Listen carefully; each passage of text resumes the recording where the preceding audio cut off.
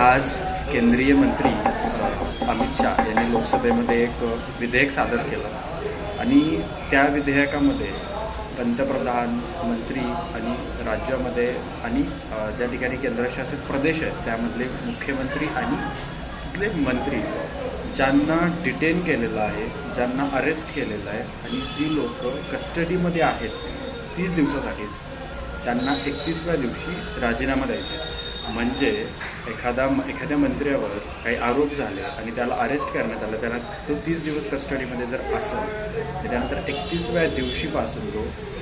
जर केंद्रातील तो मंत्री असेल तर पंतप्रधानांच्या शिफारसीनुसार राष्ट्रपती त्याला पदावरून काढू शकतात. आणि जर तो 31व्या दिवशीपर्यंत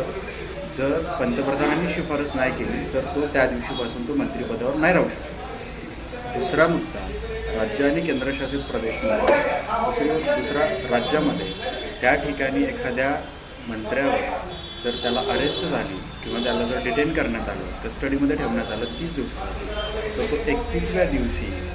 मुख्यमंत्र्यांच्या शिफारशीनुसार त्याला राजीनामा द्यावा.